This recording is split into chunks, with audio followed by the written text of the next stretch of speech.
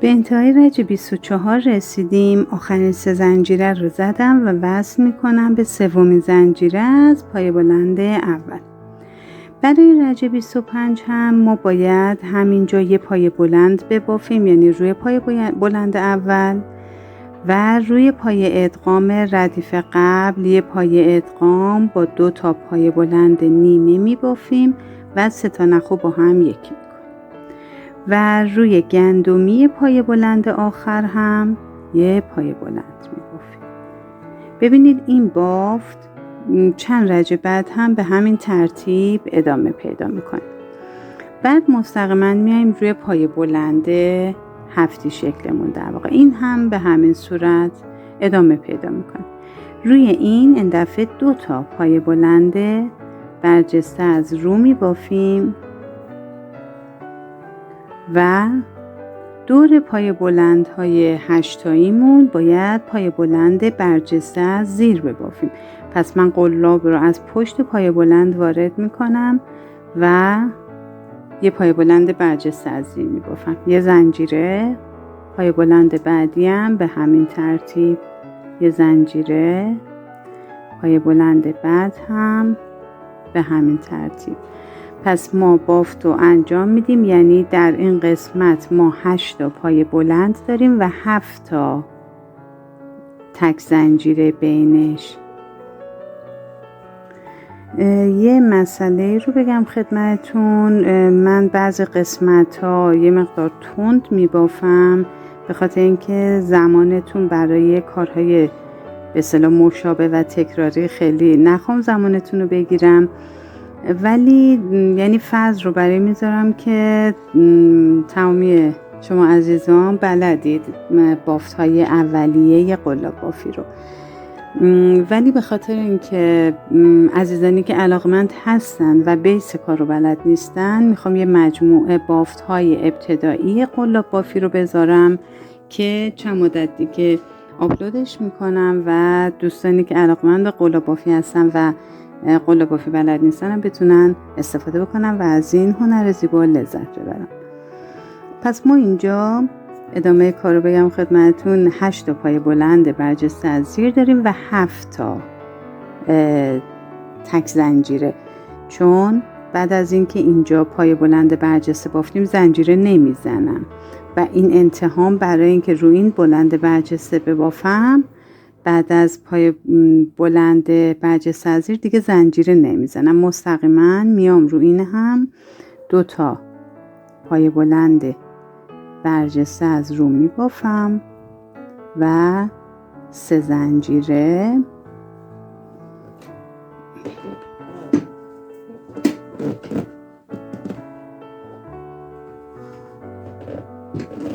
ببخشید نخم گیر کرده بود و دوباره میرسم به این مجموعه بافتا. روی پای بلند اول که یه پای بلند از روی گندمیش میبافم، روی پای ادغامی 2 تا پای بلند نیمه برجسته از رو بافته میشه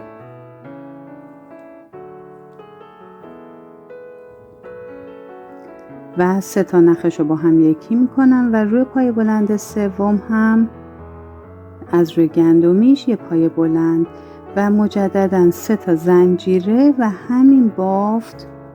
همین بافت دوباره اون سمت تکرار میشه. پس ببافید تا برای بست انتهای رج 25 برگردیم. به انتهای رج 25 رسیدیم. آخرین 3 زنجیره رو که زدم بست میزنم به سومین زنجیره از پای بلند اول رج. خب دوباره این بافت این قسمت باید تکرار بشه. پس روی پای بلند اول 3 تا زنجیره میزنم به عنوان پای بلند، روی پایه ادغام 2 تا پای بلند نیمه میبافم و 3 تا نخو با هم ادغام میکنم. رو پای بلند سوم هم یه پای بلند میبافم.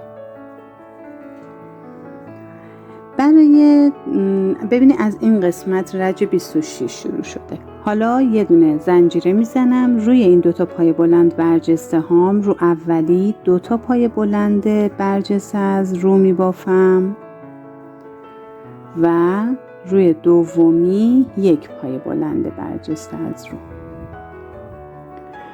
به این فضای 8 تا پای بلند برجسته از پشتم که میرسم، روی پای بلندام هیچ بافتی انجام نمیدم، فقط روی فضاهای تک زنجیره بافت باید انجام بدم. پس الان من بلافاصله، یعنی بدون که زنجیری بزنم یا کاری بکنم، مستقیما میرم روی فضای تک زنجیره اول یه پای کوتاه میبافم.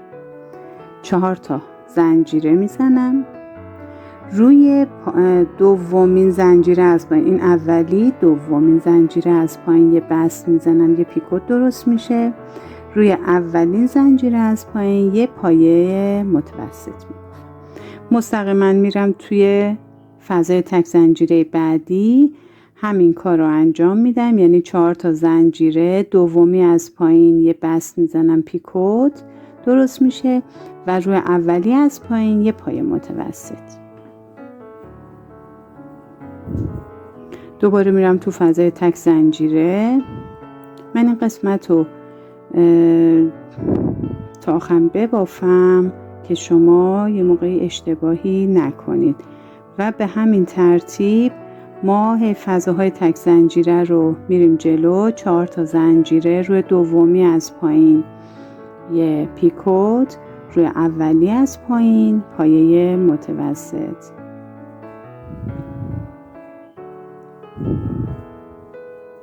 توجه کنید که تو این فضا ما فقط 6 پیکوت باید داشته باشیم. اگه دیدید که تعدادش بیشتر شده، بدونید که توی فضایی اضافی بافتید. پس 4 تا زنجیره، پیکوت و پای متوسط. خب ببینید الان 1 2 3 4 5 6 تا پیکوت شد، درست شد. پس من روی آخرین فضای تک زنجیره فقط یه پای کوتاه باید بزنم. درست شد؟ و بعد میام روی این 2 تا پای بلند دقیقاً قرینه این سمت. اولیش یه دونه پای بلند برجسته از روی، دومی 2 تا پای بلند برجسته از رو.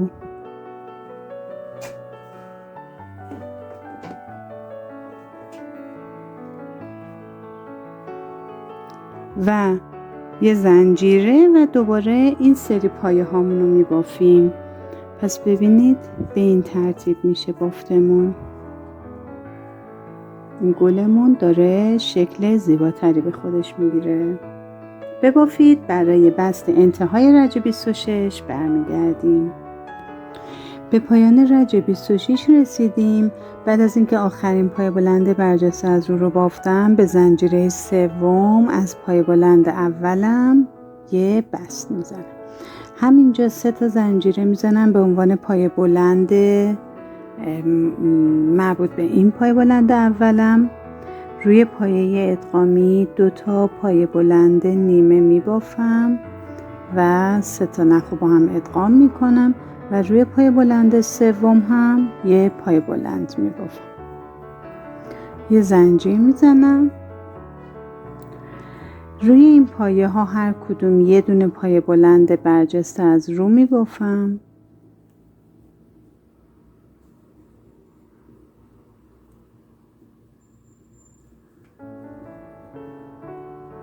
و حالا روی پیکوت ها باید بافت انجام بدیم، دقیقاً شبیه بافتی که این قسمت روی پیکوت هامون انجام داده بودیم. از پشت پیکوت ما باید بافت انجام بدیم. یعنی نگاه کنید، قلابو از پشت پیکوت وارد میکنم و میچرخونم، از این فضای خالی میبرم و نخ میگیرم.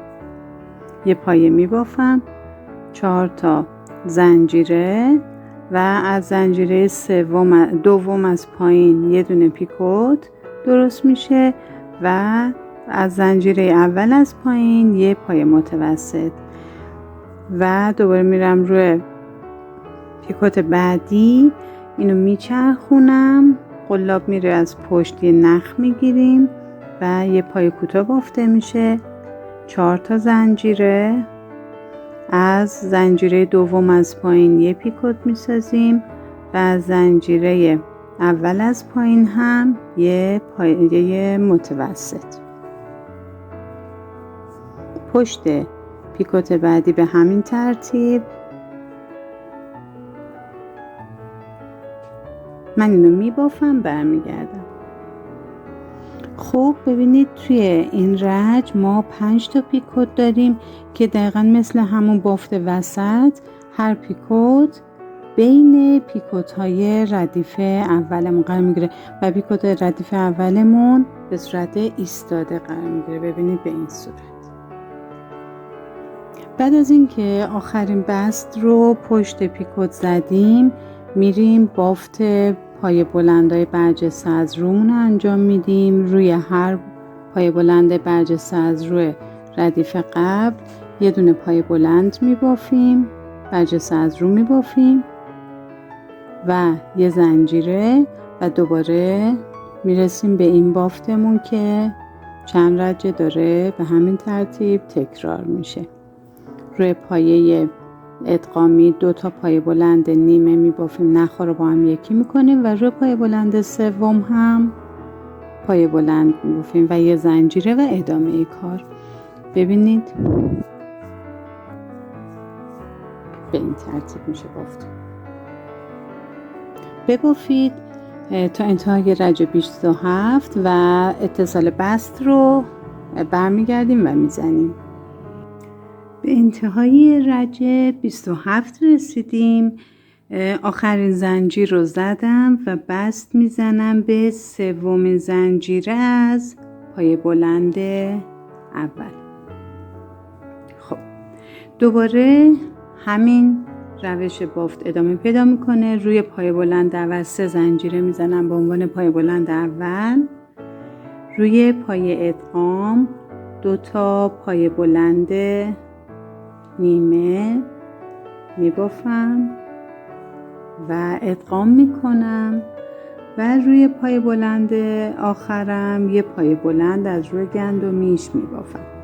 یه زنجیره میزنم و دقیقاً مثل بافت رج قبل همون عملیات انجام میشه، هیچ تغییری نداره، با این تفاوت که فقط تعداد پیکوتامون کمتر میشه.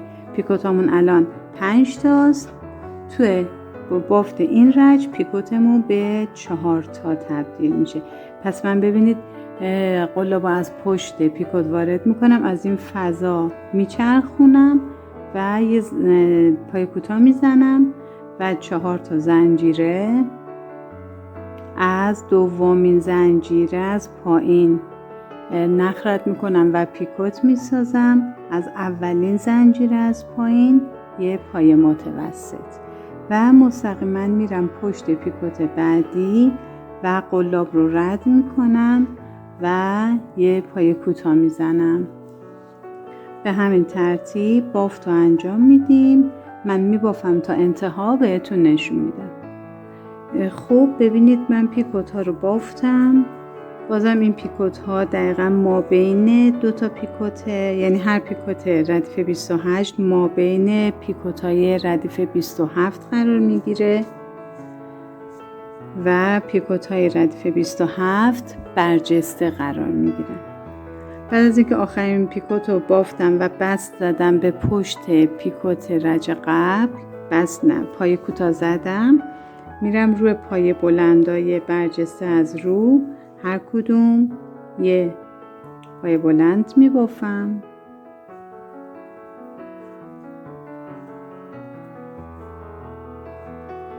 و یه زنجیره میزنم و دوباره میرسم به این مجموعه پایه ها. روی اولی پای بلند ساده، روی پای ادغام 2 تا پای بلند نیمه ادغام میکنمشون و روی سومین پایم پای بلند ساده میبافم. به همین ترتیب پیش برید تا انتهای رج 28. برای اتصال بست آخر رج برمیگردیم. خب رسیدیم به انتهای رج. بست میزنم به سومین 1 2 سومین زنجیره از پای بلند اول. دوباره باید همینجا یه پای بلند ببافیم. پای بلند اول رو با 3 زنجیره میبافیم، بعد دور پای دوبلمون، پای ادغامیمون 2 تا پایه بلند نیمه میبافیم و با هم ادغامش میکنیم. یه زنجیره میزنم، دوباره دور همین پای ادغام 2 تا بلند نیمه میبافم و با هم ادغام میکنم. اینجا از این قسمت دو شاخه میشه در واقع این قسمت کارمون و دوباره به پایه بلند آخری که میرسم روی گندمیش یه پایه بلند میبافم، یه زنجیره. بقیه کار مثل رجهای قبل انجام میشه. پس من میام روی هر کدوم از اینا، هر کدوم از پایه بلندای برجسته از رو یه پایه بلند برجسته از رو میبافم و میام دور پیکوت، یعنی از پشت پیکوت میچرخونم و یه پایه کوتاه میبافم مثل رجهای قبل. 4 تا زنجیره و از دومین زنجیر از پایین یه پیکوت میسازم و روی زنجیر اول از پایین یه پایه متوسط. دوباره میرم پشت پیکوت قبلی، یه پایه کوتاه میبافم و 4 تا زنجیره میزنم، یه پیکوت میزنم و یه پایه متوسط. پیکوت بعدی هم همینطور، یه پایه کوتاه، 4 تا زنجیره، یه پیکوت و یه پایه متوسط. پیکوت آخرم که فقط یک پایه کوتاه. پس ببینید توی این رج ما 3 تا پیکوت داریم و بعد دوباره این پایه های برجسته از رو